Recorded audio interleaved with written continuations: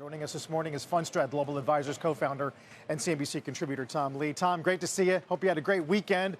Interesting to see your stuff last night. You mentioned a lot of different things. The price breakout, better leadership on Friday at least, better participation in some inflows. I mean, can you rank some of those dynamics? Yes. I mean, I guess the fundamental question we're asking is, on the second week of June, is there still a case for markets to build upon these gains? And I do believe that's the case, Carl.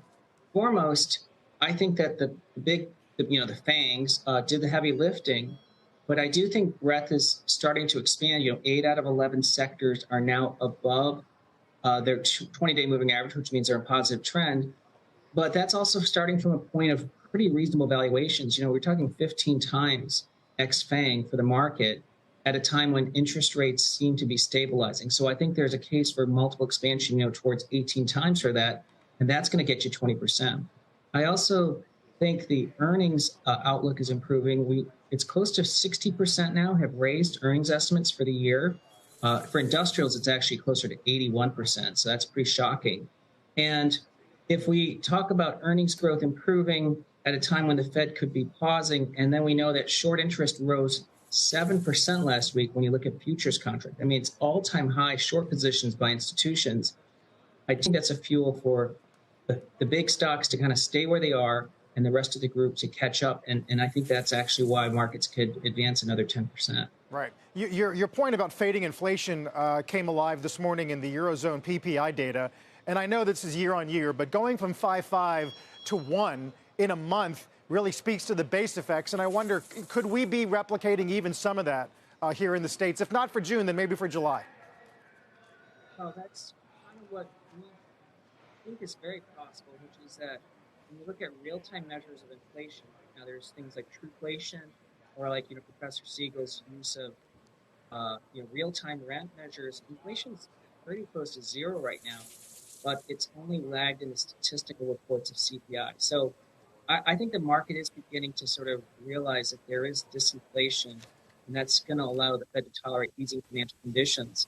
But if that's also the case, for the last 18 months, companies have been really cautious. I mean, they kind of did a recession in earnings because they stopped spending, and I think that's why we could actually be early cycle. Tom, even if we seem to be on firmer footing and obviously maybe the earnings threat of a big decline is not really materializing, how do you think we're set up from this level in terms of forward returns? Because there is a line of thinking that we really didn't see a full retrenchment in valuations, any kind of real flush through the economy in terms of whatever, earnings excesses or that we needed to get rid of, we did. And here we have valuations are what they are. Maybe they can be sustained. But I just wonder if we should expect the kind of bull market returns we got used to after previous big downturns. Yeah, I am kind of debating that internally as well. I mean, there's like sort of two-step assessment we have to make going forward.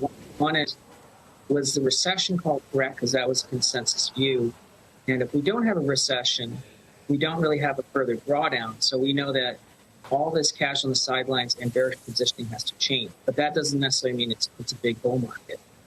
I think the second dynamic, though, is companies have really proven themselves pretty battle-tested. They survived COVID and the global shutdown. They survived a huge bull effect in the supply chain. They survived a massive inflation wave. And yet investors are saying, well, these companies which didn't go bankrupt in any of those three cycles should only get a 15 PE. I think we should re-rate these companies higher because they're inarguably safer credits than governments. And as you know, many companies borrow money at lower cost than the U.S. government today.